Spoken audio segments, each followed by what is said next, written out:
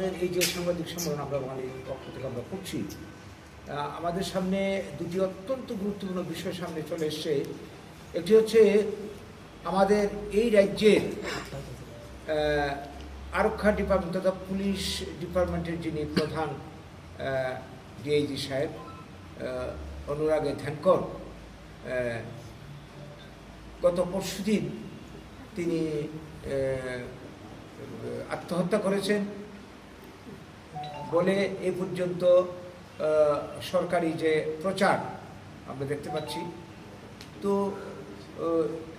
এই বিষয়ে আমরা অত্যন্ত ব্যথিত হয়েছি, আমরা গভীরভাবে বেদনাহত।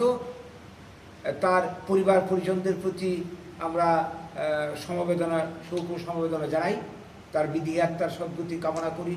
কিন্তু কথা হচ্ছে এই যে ঘটনা, উনার মতো একজন উচ্চ পদস্থ পুলিশ আধিকারিক যারা অপরাধ নিয়ে চর্চা করেন, মানুষকে শান্তি শৃঙ্খলা প্রতিষ্ঠার জন্যে কাজ করেন, শান্তি দেওয়ার জন্য যারা কাজ করেন,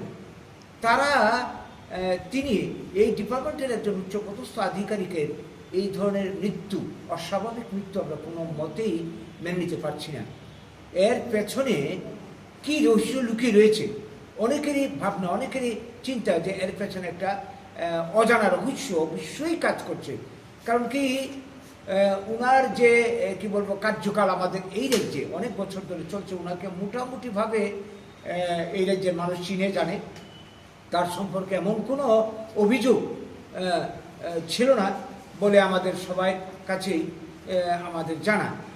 এখনো অবস্থায় ওনার কেন এই ধরনের ঘটনা ঘটলো, আমরা চাইব এই ঘটনার রহস্য উন্মোচনে বিচার বিভাগীয় তদন্ত কমিশন গঠন করা হোক, হাইকোর্টের উচ্চ বিচারপতিকে দিয়ে, কর্মরত বিচারপতিকে দিয়ে, এবং যদি দেখা যায় যে এর পেছনে কোনো ধরনের রহস্য বা কোনো চক্রান্ত কাজ করছে, অবশ্যই এই চক্রান্ত রহস্য উন্মোচন করা হোক। এবং যদি কেউ দোষী চিহ্নিত হয় এর পেছনে, তার যাতে উপযুক্ত আইনানুগ সাজা করা হয়, এর জন্য আমরা দাবি করছি আজকের দিনে দাঁড়িয়ে।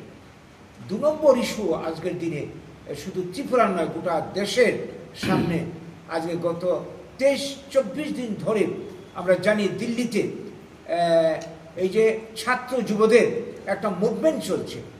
এই যে মুভমেন্টটা, এই যে নিট পরীক্ষা, ডাক্তারি পরীক্ষা, প্রবেশিকা পরীক্ষা, প্রশ্নপত্র লিক বা প্রশ্নপত্র লিককে কেন্দ্র করে যে দুর্নীতি হয়েছে, যার কারণে লক্ষ লক্ষ এই দেশের মেধাবী ছাত্রছাত্রী, ডাক্তার যারা আগামী দিনের ভবিষ্যৎ ডাক্তার হবে, তাদের এই পরীক্ষার প্রশ্ন আউট হওয়াতে, এই পরীক্ষার এই দুর্নীতিকে কেন্দ্র করে, এই প্রশ্ন আউটকে কেন্দ্র করে এর মধ্যেই অনেকে হতাশাগ্রস্ত হয়ে অনেক মেধাবী ছাত্রছাত্রী ইতিমধ্যে প্রাণ বিসর্জন করেছে, কেউ সুসাইড করেছে, কেউ বিভিন্নভাবে মারা গেছে। এবং এই যে ঘটনা, লক্ষ লক্ষ ছাত্রছাত্রীর ভবিষ্যৎ যেই পরীক্ষাতে তৈরি হয়, এই ধরনের প্রশ্নপত্র আউট এর 2 বছর আগেও হয়েছিল, এবং আমরা অনুমান করছি এই ধরনের ঘটনা অতীতে অনেকবার হয়েছে। এই নিয়ে এর আগে সেইভাবে চর্চা হয়নি।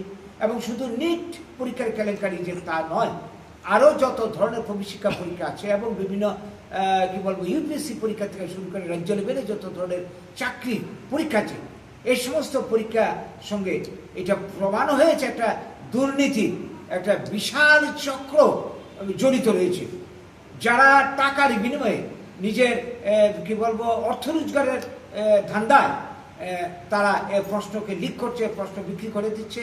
এবং এতে কেন্দ্র করে ভারতবর্ষে লক্ষ লক্ষ শিক্ষিত যারা স্টুডেন্ট এবং যাদের উপর আগামী দিনের ভবিষ্যৎ, দেশের ভবিষ্যৎ নির্ভর করছে, তাদের ভবিষ্যৎকে শেষ করে দিচ্ছে, ধ্বংস করে দিচ্ছে। এই ধরনের অপরাধমূলক কাজ এর কারণে আজকে দেশের সামনে এই দুর্নীতি, আপাদমস্তক দুর্নীতি কারণে দেশের ছাত্রছাত্রীদের ভবিষ্যৎ শেষ, নাগরিকদের ভবিষ্যৎ শেষ, আমাদের নিরাপত্তা বিঘ্নিত, আমাদের দেশের মানুষের সমস্ত স্বার্থ আজকে শেষ হতে চলছে। কাজেই এইরকম একটা ইস্যু আজকে দেশের সামনে উপস্থিত, এই ইস্যু নিয়ে ছাত্ররা মুভমেন্ট করছে আজকে 22 দিন ধরে, এর জন্য দায় অবশ্যই কেন্দ্রীয় সরকারকে নিতে হবে। এবং ডিপার্টমেন্টের যিনি হেড মন্ত্রী ধর্মেন্দ্র প্রধান, শিক্ষামন্ত্রী, কেন্দ্রীয় শিক্ষামন্ত্রীর পদত্যাগের দাবি তোলা হচ্ছে। আমরা এই দাবিকে অকুণ্ঠভাবে সমর্থন করি এবং শেষ পর্যন্ত এই আন্দোলন কে গড়িয়ে সামনে এসে দাঁড়িয়েছেন সুনম ওয়াংচুক নামক একজন সমাজ কর্মী, বিজ্ঞানী, পরিবেশবিদ। তিনি এই অপরাধের কি বলবো চিহ্নিতকরণের জন্য, অপরাধটা কোন জায়গায় কিভাবে হচ্ছে, অপরাধ চক্রের সঙ্গে কারা কারা জড়িত, অপরাধীদের চিহ্নিত করার জন্য তিনি তদন্তের দাবি করে, দোষীদের গ্রেপ্তারের দাবি করে, শাস্তির দাবি করে এবং আগামী দিনে যাতে এই ধরনের ঘটনা কোনো দিন আর না ঘটে তার জন্য তিনি কি বলবো দিল্লিতে তিনি অনশন করছেন।